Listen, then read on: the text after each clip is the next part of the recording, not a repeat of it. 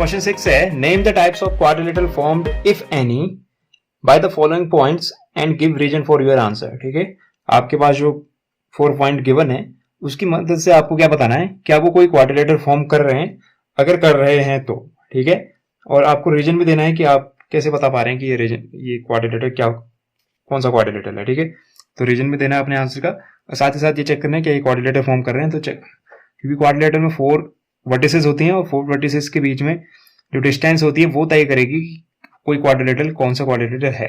ठीक है, जैसे क्वाड्रिलेटर स्क्वायर की बात कर रहे हैं, स्क्वायर के जो चारों साइड्स होती हैं वो क्या होती हैं, इक्वल लेंथ की होती हैं। तो अगर मैं इन चारों वर्टिसेस को, पॉइंट को एज्यूम कर लेता हूं कि ये 4 वर्टिसेस हैं किसी क्वाड्रिलेटर की, अगर उनकी चारों डिस्टेंस क्या हो जाएंगे, आपस में इक्वल हो जाएंगे, तो ये स्क्वायर बन जाएगा।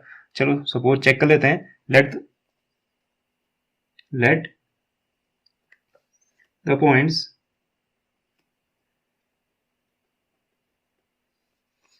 ए पॉइंट क्या है आपका -1, -2, बी पॉइंट है आपका 1, 0, सी पॉइंट है आपका -1, 2 एंड डी पॉइंट है आपका, यहाँ पे सी था, डी है आपका -3, 0,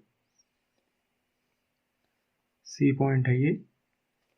तो अगर ये क्या है, वर्टिसेस हैं, are vertices of a quadrilateral, एक किसी क्वाड्रिलेटर के क्या है ये वर्टिसेस हैं, तो हमको चेक करना पड़ेगा जो डिस्टेंस होगी इनकी रिलेटिवली वो तय करेगी कि क्या है। तो मैं चेक कर लेता हूं ए बी पहले, ए बी इक्वल टू क्या होगा, अंडर फॉर्मूला क्या होता है x2 minus x1, x2 minus x1, यहाँ x1 x2 हो जाएगा मेरा 1 और x1 हो जाएगा -1, लेकिन फॉर्मूले में खुद माइनस आता है तो माइनस माइनस क्या हो जाएगा +1 का स्क्वायर। फॉर्मूला क्या होता है x2 माइनस x1, लेकिन x1 खुद ही क्या है माइनस है, तो माइनस माइनस प्लस हो जाएगा, और प्लस फिर आगे होता है y2 माइनस y1, y2 की वैल्यू है 0 और y1 की वैल्यू है -2, लेकिन फॉर्मूले में माइनस होता है तो -2 किस में कन्वर्ट हो जाएगा, +2 में। y2 माइनस y1, y1 खुद नेगेटिव है और माइनस भी फॉर्मूले का होता है तो माइनस माइनस +2 हो गया इसका स्क्वायर। तो रिजल्ट आएगा हमारा 1 और 1 2 का स्क्वायर, और अगेन यहाँ भी 2 का स्क्वायर। तो क्लियरली मुझे दिख रहा है ये भी 2 का स्क्वायर है और ये भी 2 का स्क्वायर, यानी 2 और 2 4 हो जाएगा। तो ये हो जाएगा 2 2 जा 4, 2 2 जा 4 और 4 8, यानी √8 कैलकुलेट करके जो बन जाएगा 2√2। तो मेरी ए बी की लेंथ आई 2√2, ए से और बी के बीच की डिस्टेंस। ऐसे ही बी सी फाइंड आउट कर लेते हैं, बी सी इक्वल टू होगा अंडर, फिर से इस वाले केस में x2 माइनस x1, बीसी के केस में x2 चेंज हो जाएगा, x2 बन जाएगा -1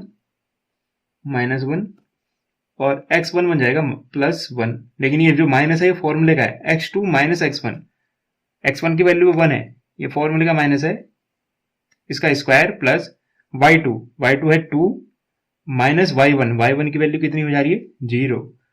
तो इसको कैलकुलेट कर लेते हैं, ये बनेगा x1 और x2 दोनों क्या है माइनस माइनस, तो ये बन जाएगा -2 का स्क्वायर। ऐसे ही 2 में से 0 माइनस करोगे 0 ही रहेगा, 2 ही रहेगा, तो 2 का स्क्वायर। ये रिजल्ट बना देगा हमारा 2 का स्क्वायर 4, -2 का स्क्वायर 4 और +2 का स्क्वायर भी 4। अगेन सेम रिजल्ट आ रहा है जैसे यहाँ आ रहा था, तो सीधे सीधे मैं क्या इसको ऐसा लिख सकता हूँ, क्योंकि ये +4 क्या बनाएगा 8 बनाएगा, और 8 सॉल्व होकर क्या बनता है 2√2, तो क्लियरली मैं इसको 2√2 लिख सकता हूँ फाइनली। ऐसे ही फिर सी डी की वैल्यू भी फाइंड कर लेते हैं, C D equal to under, C D के केस में x2 की वैल्यू हो जाएगी -3 माइनस x1 खुद क्या है -1 है, तो माइनस माइनस क्या हो जाएगा +1 का square, plus y2 minus y1 का स्क्वायर, y2 है 0 और y1 है 2, तो y2 माइनस y1 का स्क्वायर। सॉल्व करने पे बनेगा -3 में से 1 -2 का स्क्वायर और ये भी -2 का स्क्वायर। तो इसको सॉल्व करके अगेन आपके पास आ जाएगा -2 का स्क्वायर भी 4 और इस -2 का स्क्वायर भी 4 और 4 8 हो जाएगा, और 8 को हम लिख सकते हैं 2√2। क्लियरली अभी तक जितना दिख रहा है 3 साइड हमारी क्या हो गई, किसी क्वाड्रिलेटर में इक्वल हो गई है। 4th साइड भी मैच कर लेते हैं। डी ए इक्वल टू हो जाएगा x2 minus x1 D A की केस में,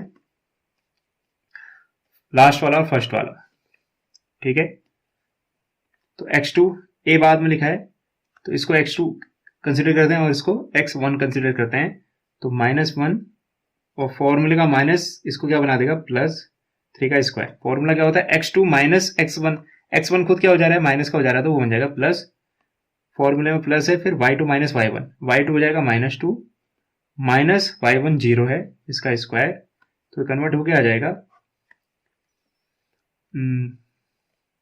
3 में से 1 माइनस करोगे 2 का स्क्वायर, और ये -2 और -0 है, -2 ही रहेगा, यानी -2 का स्क्वायर। सॉल्व करने पे बनेगा 4 + 4 इज इक्वल टू हो जाएगा अगेन 2√2। तो क्लियरली मुझे दिख रहा है एक ऐसा क्वाड्रिलेटर जिसकी चारों साइड्स के आपस में इक्वल हैं। इसके क्या करते हैं, डायगोनल्स भी निकाल लेते हैं। AC क्या होगा, इसका डायगोनल होगा, अगर ये क्वाड्रिलेटर है तो AC उसका डायगोनल होगा। AC की वैल्यू फाइंड कर लेते हैं। AC है तो यहाँ पे x2 क्या होगा, C पे देखो, x2 होगा -1 और x1 होगा -1, यानी माइनस माइनस +1 हो जाएगा इसका square, plus y2 minus y1, y2 है मेरा 2 और y1 है मेरा -2, तो माइनस माइनस +2 हो जाएगा इसका स्क्वायर, इक्वल टू हो जाएगा ये -1 + 1 0, यहाँ 2 4 का स्क्वायर, और 4 का स्क्वायर कितना होता है 16, 4 का स्क्वायर 16, तो बाहर आएगा ये 4 कन्वर्ट हो जाएगा। ऐसे ही एक डायगोनल AC होता है, दूसरा क्या होता है BD। तो BD फाइंड कर लेते हैं। BD इक्वल टू हो जाएगा √x2 माइनस x1। तो BD में D जो है वो x2 की तरह काम करेगा, ये -3 और B की वैल्यू ये बनेगी x1, तो -1 का square plus y2 minus y1, y2 की वैल्यू 0 माइनस y1 की वैल्यू, D की बात हो रही है B की, तो ये भी 0, ठीक है, इसका स्क्वायर। तो क्लियरली हमको दिख रहा है ये टर्म तो 0 हो गया, लेकिन ये क्या बन गया -4 का स्क्वायर। -4 का स्क्वायर भी कितना होता है 16, और 16 का √4 होता है। तो क्लियरली मैं यहां से क्या देख सकता हूं, मुझे ये दिख रहा है कि AB किसके इक्वल है, BC के, BC इक्वल है CD के, CD इक्वल है DA के, और ये चारों किस क्यों इक्वल है, क्योंकि इनकी जो वैल्यू आई 2√2 आई। ऐसे ही हमें दिख रहा है clearly AC equal to BD equal to 4। तो एक ऐसा क्वाड्रिलेटर जिसकी चारों साइड्स, चारों वर्टिसेस के बीच की डिस्टेंस इक्वल है, साथ ही साथ उनके डायगोनल्स भी क्या आ रहे हैं, मेरे इक्वल आ रहे हैं। तो ऐसा क्वाड्रिलेटर कौन सा होता है, ऐसा क्वाड्रिलेटर होता है स्क्वायर, क्योंकि स्क्वायर के डायगोनल्स भी इक्वल होते हैं और साथ साथ उनकी चारों साइड भी इक्वल होती है, इस वजह से ये क्या कहलाएगा, स्क्वायर। सेकेंड पार्ट है क्वेश्चन 6 का, -3 5 3 and 1 0 and 3 -1 and -4। तो इसको भी एज्यूम कर लेते हैं, कंसिडर कर लेते हैं कि ये क्या है, चारों के चारों वर्टिसेस हैं एक क्वाड्रिलेटर ABCD के। Let the points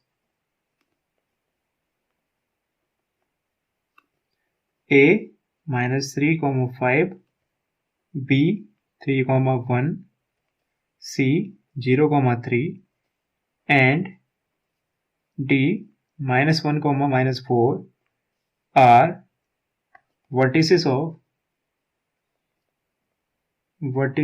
of a quadrilateral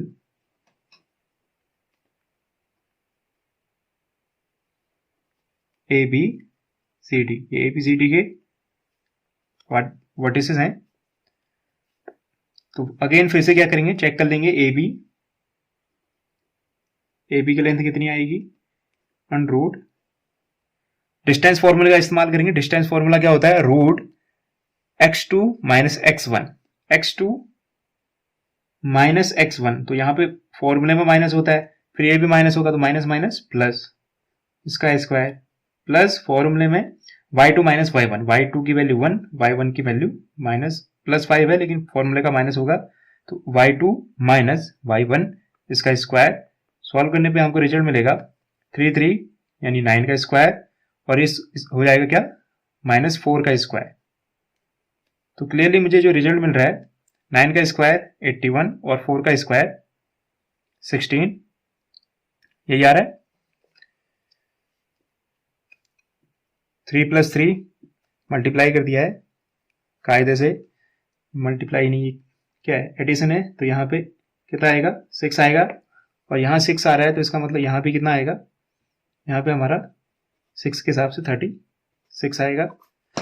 तो इसको लिख सकते हैं 6 का स्क्वायर, और ये बन जाएगा 6 का स्क्वायर 36। अब हम इसको ऐड करेंगे तो ये बनेगा √6 6 12, 3 और 1 4 और 5 यानी √52। ऐसे ही BC की वैल्यू फाइंड कर लेते हैं। BC इक्वल टू होगा अगेन √x2 - x1। BC के केस में C का जो पॉइंट होगा वो x2 क्रिएट करेगा, यानी 0 -3 इसका square plus y2 3 y1 1, y2 - y1 का स्क्वायर अंडरूट करने पे हमें रिजल्ट मिलेगा 3, ये क्या बन जाएगा -3 का स्क्वायर, और ये बन जाएगा 3 - 1 2 का स्क्वायर यानी +2 का स्क्वायर।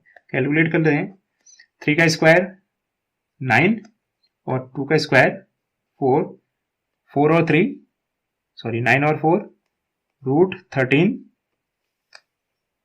ऐसे ही CD जो हमारी वैल्यू आएगी, CD इक्वल टू हो जाएगा again √x2 - x1। x2 CD में x2 कितना हो जाएगा -1 और x1 0 इसका square plus y2 - y1 y2 -4 y1 3 यानी माइनस करके 3 का स्क्वायर। कैलकुलेट करने पे रिजल्ट आएगा हमारे पास, ये हो जाएगा -1 का स्क्वायर और ये हो जाएगा -7 का स्क्वायर। तो कैलकुलेट करने पे बनेगा 1 का स्क्वायर तो वो नहीं होता है, 7 का स्क्वायर हो जाएगा 49। तो कैलकुलेट करके बनेगा ये √50, और √50 को हम क्या लिख सकते हैं 5√2। कैसे लिखा 5√2, ऐसे यहां पे भी इसको भी लिख सकते हैं क्या 2√13, 2√13 लिखा जा सकता है। 2√13 कैसे लिखेंगे, जब इसको आप फैक्टर करोगे 13 4 जा 52 तो वो 4 बाहर आके क्या बन जाएगा 2। ऐसे यहाँ पे ये बनेगा आपका 25 2 जा 25 2 जा, तो 25 बाहर आके 5 बन गया, अंदर जो 2 है वो एज इट इज रहा। ऐसे हम DA भी फाइंड कर लेते हैं। DA इक्वल टू या फिर AD equal to again under root, अब हम A और D पॉइंट को कंसिडर करेंगे, ये रहा A और ये रहा D। तो D बाद में लिख रखा है तो इसको x2 कंसिडर कर लेते हैं, -1 x2 x1 -3, लेकिन माइनस फॉर्मूले का होता है तो -3 कन्वर्ट होगी +3 में कन्वर्ट हो जाएगा, plus y2 - y1 y2 -4 y1 5, तो y2 - y1 स्क्वायर कर दिया, अंडरूट के अंदर बनेगा 3 में से 1 माइनस करोगे 2 यानी 2 का स्क्वायर, ये बन जाएगा -4 -5 -9 यानी -9 का square is equal to under root 2 का स्क्वायर 4 और 9 का -9 का स्क्वायर 81। तो कैलकुलेट करके बनेगा ये √85। तो बाकी इसकी 8 हमें डायगोनल ढूंढने की जरूरत नहीं है। डायगोनल इसलिए नहीं ढूंढ रहे हैं क्योंकि इसमें साइड से आपस में क्या हो रही है, इक्वल नहीं आ रही, क्योंकि जो AB की लेंथ है वो BC की लेंथ और CD और AD चारों की लेंथ अलग अलग है, तो डायगोनल ढूंढ के कोई फायदा नहीं होने वाला है। तो ऐसा कोई क्वाड्रिलेटर होता नहीं जिसकी साइड्स क्या हो, अनइक्वल हो और डायगोनल इक्वल हो सकते हैं, ऐसी कोई डेफिनेशन नहीं है। तो क्लियरली हम यहीं से कह सकते हैं, यहां क्या दिख रहा है हमको, AB does not equal to BC does not equal to CD does not equal to AD। चारों की चारों लेंथ आपस में इक्वल नहीं है, इसलिए हम क्या कहेंगे ABCD इज ये एक जनरल क्वाड्रिलेटरल है, मतलब इसका कोई नाम नहीं है, बस सिंपली क्या है, एक क्वाड्रिलेटरल है, ये किसी कैटेगरी में बिलोंग नहीं करता है।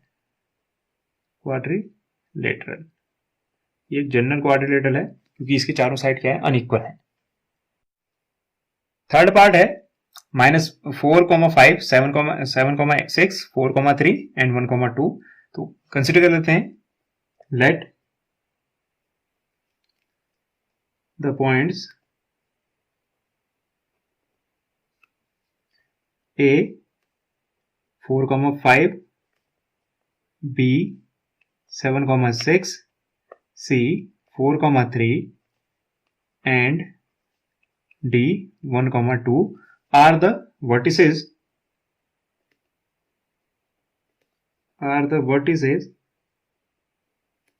of a quadrilateral ABCD। ये ABCD क्वाड्रिलेटरल के क्या है, 4 वर्टिसेस हैं, तो इनके बीच के डिस्टेंस फाइंड आउट कर लेते हैं, वो तय करेगी कि कौन सा क्वाड्रिलेटरल बनेगा।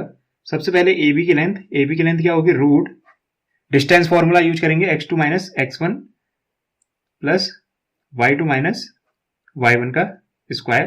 तो x2 क्या हो जाएगा AB के केस में, B में जो 7 है वो x2 होगा और ये x1, तो 7 माइनस 4, ऐसे ही y2 6, y1 5, 5 minus 6 minus 5 is equal to हो जाएगा रूट 7 में से 4 माइनस करने पे आएगा 3 का स्क्वायर, 6 में से 5 माइनस करने पे आएगा 1 का स्क्वायर। क्लियरली ये दिख रहा है, 3 का स्क्वायर 9, 1 का स्क्वायर 1, तो ये बन गया रूट 10। ऐसे ही BC भी फाइंड कर लेंगे, BC हो जाएगा अंडर BC में C के कोऑर्डिनेट x2 और y2 बनेंगे, तो x2 माइनस x1 इसका स्क्वायर प्लस y2 क्या होगा 3, y1 होगा 6, 3 माइनस 6 का स्क्वायर। कैलकुलेट करने पे 4 माइनस 7 माइनस 3 आएगा, बड़े नंबर का साइन आता है, जब भी साइन अलग अलग हो सब्ट्रैक्शन करना पड़ता है और बड़े नंबर का साइन आ जाता है। और यहाँ पे अगेन साइन अलग अलग है, सब्ट्रैक्शन करेंगे, 6 में से 3 माइनस करेंगे 3 आएगा, लेकिन बड़े नंबर का साइन 6 है, तो 6 का जो साइन है माइनस 3 इक्वल टू रूट करने पे 3 का स्क्वायर 9 और अगेन माइनस 3 का स्क्वायर भी 9, यानी 2 टाइम्स 9 आ रहा है, तो हम इसको क्या लिख सकते हैं, रूट 18। क्लियरली अभी हमें कोई भी इक्वल नहीं दिख रहा है, तो इसको ऐसे कंसिडर करते हैं, ज्यादा आगे को कैलकुलेट करने की जरूरत नहीं है। वैल्यू अगर रूट के अंदर भी सेम आएगी तो रिजल्ट सेम ही रहेगा। तो अब टर्न है CD का, CD की डिस्टेंस फाइंड आउट कर लेते हैं, root x2 minus x1 plus y2 minus y1 का स्क्वायर। तो x2 CD के केस में x2 है 1 और x1 है 4, तो 1 माइनस 4, ऐसे ही y2 minus y1। Clearly solve करके हमारे पास आता है 1 में से 4 माइनस करेंगे माइनस 3 आएगा, इसका स्क्वायर प्लस 2 में से माइनस 3 यानी माइनस 1 का स्क्वायर। जब भी साइन अलग अलग हो, कंफ्यूजन नहीं होना चाहिए दोनों को ऐड करना है या क्या करना है, जब भी साइन अलग अलग हो सब्ट्रैक्शन करना है, और जो साइन आता है वो बड़े नंबर का साइन आता है। क्लियरली 3 में से 2 माइनस करेंगे 1 आएगा, बड़े नंबर का साइन 3 यानी माइनस 1। तो इसको कैलकुलेट करने पे रिजल्ट आ जाएगा माइनस 3 का साइन स्क्वायर करने पे प्लस 9 और 1 का स्क्वायर तो 1 ही होता है, तो ये बनेगा again root 10। Last AD find कर लेते हैं, या DA, तो रिजल्ट बनेगा हमारा DA के केस में A बाद में आ रहा है, तो x2 होगा 4 और x1 होगा 1, तो 4 माइनस 1 का स्क्वायर प्लस 5 माइनस 2 का स्क्वायर, 5 माइनस 2 का square y2 minus y1, root करने पे हमें रिजल्ट मिलेगा 4 में से 1 माइनस करेंगे 3 का स्क्वायर प्लस 5 में से 2 माइनस करेंगे 3 का अगेन स्क्वायर, और दोनों 3 हैं तो बनेगा 9 अगेन 9, 3 का स्क्वायर 9 और इस 3 का स्क्वायर भी 9, तो ये आ जाएगा 9 प्लस 9 रूट 18। क्लियरली मुझे क्या दिख रहा है, चारों साइड में से 2 साइड्स क्या है आपस में इक्वल हैं, ये दोनों साइड इक्वल हैं और ऐसे ये दोनों साइड भी इक्वल हैं। डायगोनल भी निकाल लेते हैं, AC इक्वल टू होगा रूट AC, तो C के पॉइंट होंगे हमारे x2 और y2, तो 4 माइनस 4 का स्क्वायर प्लस y2 यानी 3, y1 यानी 5 का स्क्वायर। अनरूट करने पे रिजल्ट मिलेगा मुझे 4 में से 4 0 हो गया क्लियरली, 3 में से 5 माइनस करेंगे माइनस 2 का स्क्वायर, और माइनस 2 का स्क्वायर क्या आएगा 4 आएगा, रूट 4 की वैल्यू कितनी होती है 2। ऐसे ही दूसरा जो डायगोनल होता है वो होता है BD, तो under root again x2 minus x1, d बाद में आ रहा है तो 1 और b की वैल्यू -7 का square plus y2 minus y1 2 and -6, इसका स्क्वायर करने पे रिजल्ट मिलेगा हमको -6 का स्क्वायर प्लस -4 का स्क्वायर। सॉल्व करने पे रिजल्ट आता है मेरा 6 का स्क्वायर 36 और 4 का स्क्वायर 16। तो इसको ऐड कर लेते हैं, ऐड करने पे ये बनेगा 52।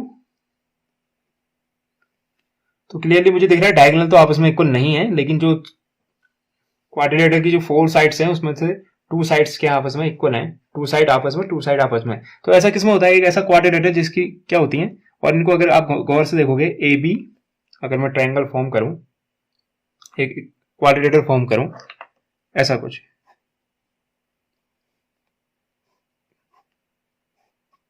तो ये था ए बी सी डी। तो ए बी और सी डी आपस में इक्वल है और डी ए और बी सी आपस में इक्वल है। तो एक ऐसा क्वाड्रिलेटर जिसके आमने सामने की साइड्स क्या होती हैं, इक्वल होती हैं, वो क्या होता है, पैरेललोग्राम। तो क्लियरली मैं यहां से लिख सकता हूं opposite sides are equal. Opposite sides क्या है, इक्वल है, therefore given points are the vertices of